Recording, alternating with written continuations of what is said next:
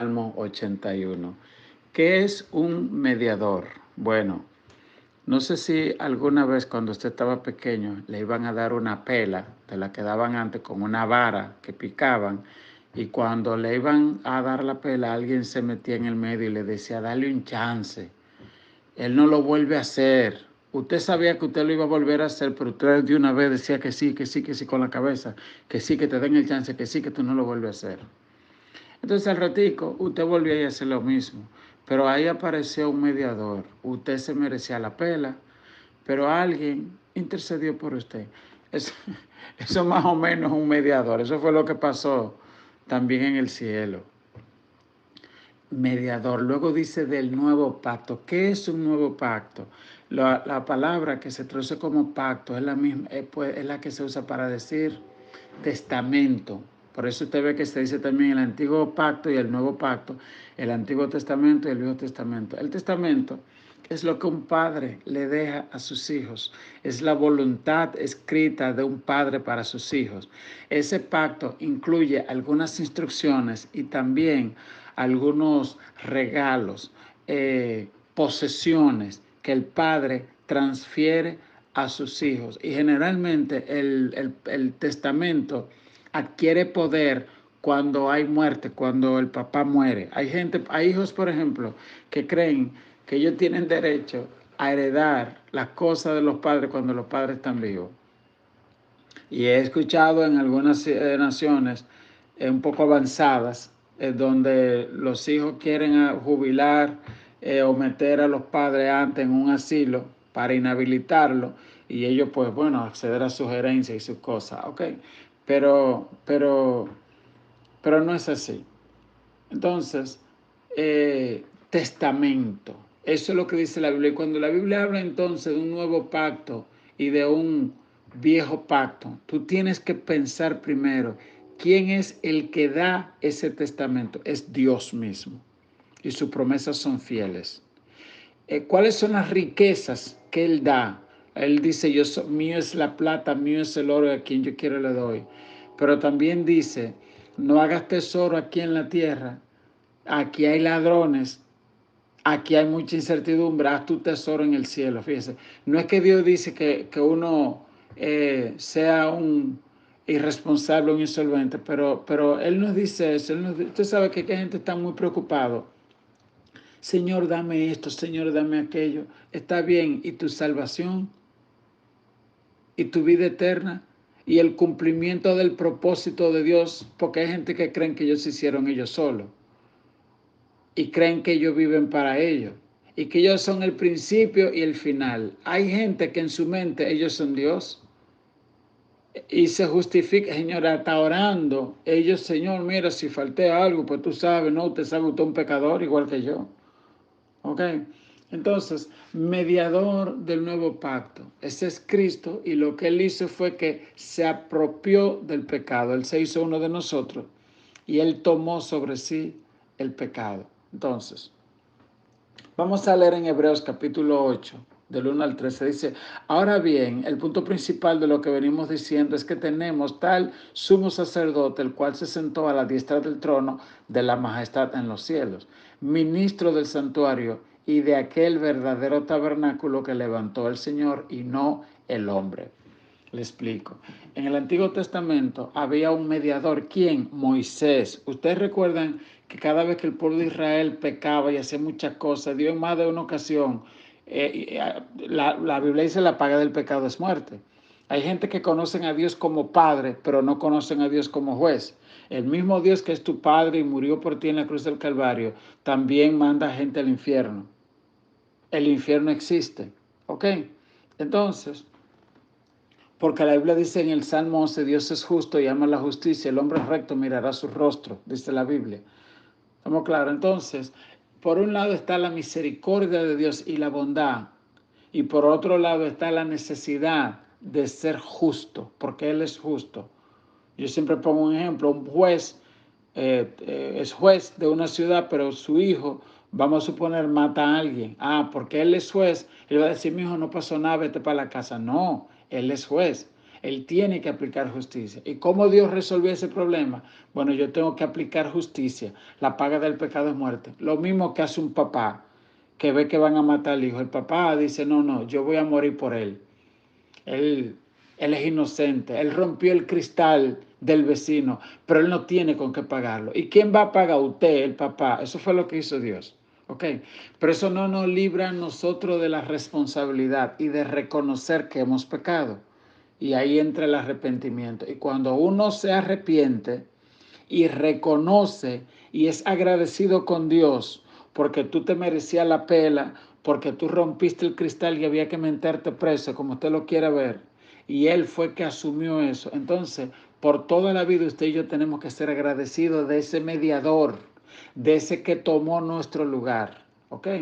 Porque en el antiguo pacto, así como hay bendiciones, hay unas maldiciones terribles. Yo le invito, por favor, que usted se lea Deuteronomio capítulo 28 y 29 para que usted vea lo que le llaman las bendiciones y las maldiciones. Hay una cosa horrible. Dice que al desobediente Dios le va a poner cielo de bronce para que ni haya lluvia sobre su vida. Y la tierra también la va a hacer estéril. Y dice, maldito en tu entrar y maldito en tu salir. Maldito. Mire, hermano, maldice hasta el vientre. Ok, usted tiene que leer eso. Y luego lea también todas las hermosas y grandísimas bendiciones. Y bendito en tu entrar, bendito en tu salir. Entonces, ¿qué dice el Señor? La Biblia dice, hoy pongo delante de ti el bien y el mal, la vida y la muerte. Escoge el bien para que vivas tú y los tuyos. Bueno, ¿cómo usted puede escoger el bien? Usted tiene que saber las cosas de Dios, las cosas de Satanás. Por ejemplo, la murmuración y la crítica que tenía el pueblo de Israel en el desierto. ¿Usted va a replicar lo mismo aquí en el Nuevo Testamento? ¿Ok? La rebeldía, la desobediencia, la incredulidad. ¿Usted va a replicar eso todavía en el Nuevo Pacto? Bueno, pues mire lo que le pasó a ellos. Y si a Israel le pasó a eso, a ti y a mí que somos dominicanos o no sé de qué nacionalidad seamos, sea verdad, pues bueno, pues ¿qué va a pasar? Y tenemos que tener eso en cuenta y temer. Mediador, porque Él se presentó en la cruz del Calvario y dice la Biblia que está sentado en el trono intercediendo por nosotros. ¿Por qué pasan tantas cosas? Y uno como que ve que dice, pero fulano mira tan malo, porque hay un mediador misericordioso que sabe que si no esa vida se va a perder eternamente. Y como nosotros no entendemos bien lo que es el infierno, por eso somos tan duros con la gente que falta, o no le predicamos a la persona porque no entendemos que si esa persona se va sin Cristo, va a pasar la eternidad en el infierno. Y hay mucha gente perdiendo tiempo con cosas vanas en esta vida. Y sus nombres no están escritos en el libro de la vida. Mediador del nuevo pacto. Yo le voy a dar un ejemplo de lo que es un mediador. Usted recuerda cuando Dios mandó a Jonás para destruir a Nínive, que Jonás, a dar el mensaje para destruir a Nínive, Jonás ya daba por seguro que esa gente lo iban a matar y Dios lo perdonó. Y dice la Biblia que Jonás se molestó y Dios le dijo, Jonás, pero tú te molestaste porque una calabacita que te daba sombra se murió. Entonces tú querías que yo mate toda esa gente que no saben discernir entre el bien y el mal. Usted ve, eso es Dios, que es justo e iba a destruir, pero cuando se arrepintieron perdonó esa ciudad. Es lo mismo con nosotros. ¿Ok? Es lo mismo con nosotros. Cuando uno se arrepiente y ora y se presenta delante del Señor y uno reconoce sus faltas y uno dice, Señor, mira, yo he faltado en esto, aquello y lo otro. ¿Ok?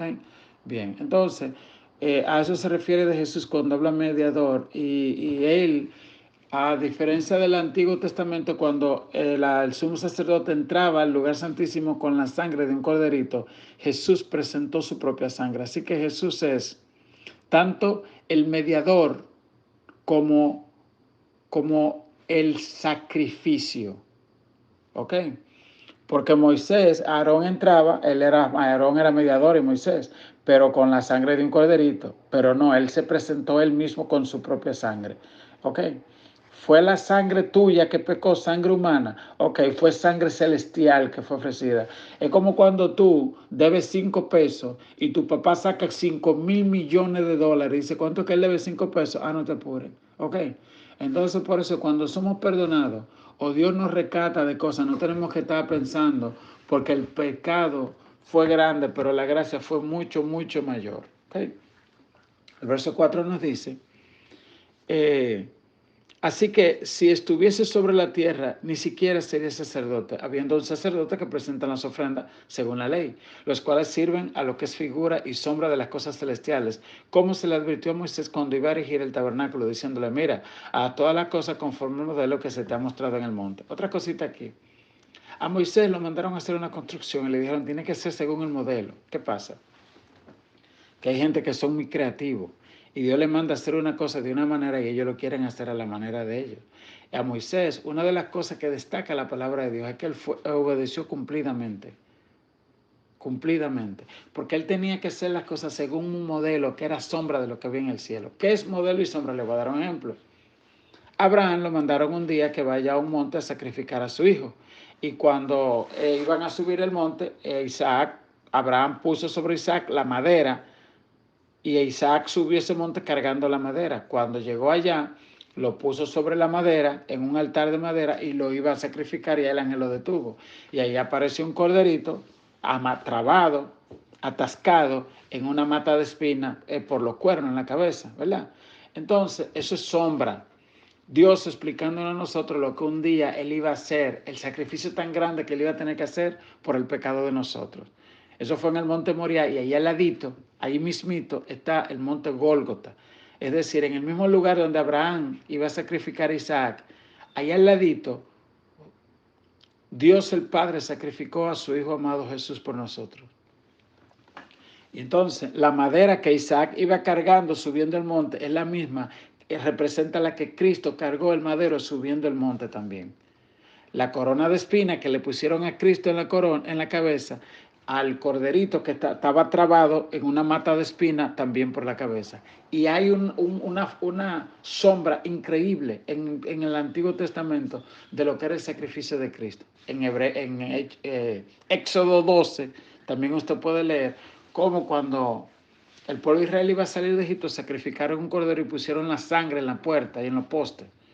Y el que tenía esa sangre, pues no pasaba nada en esa casa. Es lo mismo tipo de cuando tú te cubres con la sangre del Cordero de Dios. No hay brujo, no hay diablo, no hay demonio en el nombre de Jesús. Usted no ve a los hijos de los cristianos, los brujos, ni los demonios, ni la bruja, ni nada de eso le está chupando ni haciendo nada de eso. ¿Ok? Si usted es un cristiano guachi guachi, como dijo por ahí un predicador, pues entonces esos son problemas suyos. Ok, pero el que anda bien delante de Dios, ni brujo, ni nada de eso, tiene parte ni suerte. Usted se muere todavía. Yo escuchaba un brujo en estos días hablando que él fue a unos cementerios a buscar unos huesos y cuando por error le pusieron la mano a una tumba, vieron como un rayo que se abalanzó sobre ellos y tuvieron que salir corriendo de esa tumba y dejar todo. Ese brujo decía, señores, miren, no equivocamos, era la tumba de un cristiano. Los ángeles de Dios cuidan hasta los muertos, hasta los huesos de la gente que murieron, que le sirven a él. Y los brujos tenemos muy claro que los huesos de un cristiano no se tocan y esa tumba nosotros no nos la acercamos. Un brujo haitiano hablando de eso. ¿Vamos claro? Entonces, mediador del nuevo pacto. El verso 6 dice, pero ahora tanto mejor ministerio es el suyo, cuanto es mediador de un mejor pacto establecido sobre mejores promesas. Porque si aquel primero hubiese sido sin defecto, ciertamente no se hubiera procurado. Eso se refiere al Antiguo y al Nuevo Testamento y a las cosas que se hacían en el Antiguo, que sencillamente te decía ojo por ojo, diente por diente. Tú robaste o mataste, ¿qué hay que hacer? Mataste. Y ya, pero en el Nuevo Testamento, es verdad, la ley sigue activa, pero entonces entró la gracia, el perdón por medio de Jesucristo. ¿Ok? Entonces, dice el verso 8, porque reprendiéndolo dice, aquí viene un día, dice el Señor, en que estableceré con la casa de Israel y la casa de Judá un nuevo pacto, no como el pacto que hice con sus padres en el día que tomé de la mano para sacarlos de la tierra de Egipto. Eso se refiere al antiguo pacto, ¿verdad? Al antiguo pacto. Y yo me desentendí de ellos, dice el Señor. Por lo cual este es el pacto que haré con la casa de Israel después de aquellos días, dice el Señor. Pondré mis leyes en la mente de ellos y sobre su corazón las escribiré y seré a ellos por Dios, y ellos me serán a mí por pueblo. Y ninguno enseñará a su prójimo, ni ninguno a su hermano, diciendo, conoce al Señor, porque todos me conocerán, desde el menor hasta el mayor de ellos, porque seré propicio a sus injusticias, y nunca más me acordaré de sus pecados y de sus iniquidades. En el antiguo pacto, una vez al año había que hacer recordación del pecado y había que sacrificar otro cordero todos los años. En el nuevo pacto, Jesús dice, no me acordaré más de las iniquidades. ¿Ok? La Biblia dice, si alguno está en Cristo, nueva criatura, las cosas viejas pasaron y aquí todas son hechas nuevas. Y dice, al decir nuevo pacto, ha dado por viejo al primero, y lo que se da por viejo y se envejece está próximo a desaparecer. Uno de los pactos que se hacían en el Antiguo Testamento era, por ejemplo, el pacto de las bodas. Eh, las personas que se iban a casar, cada uno cogía un puñito de sal y lo mezclaba. Y al mezclarlo decía, si tú puedes identificar cuáles son los granitos de sal que te pertenecen a ti y tú lo puedes sacar, pues entonces este pacto puede también disolverse. De lo contrario, así como es imposible discernir cuáles son los granitos de sal tuyo, de sal molida, y cuáles son los míos, pues entonces, ¿verdad?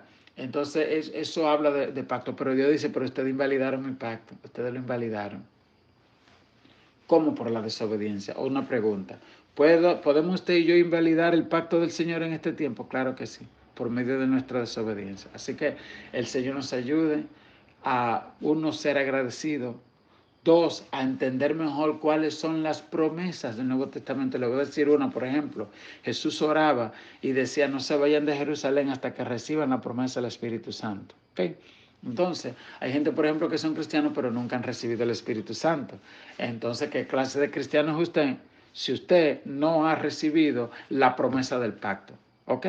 Entonces yo le invito a que usted lea, que saque tiempo, altar personal para buscar la presencia de Dios y decirle al Señor, yo quiero más de ti, como dice esa alabanza.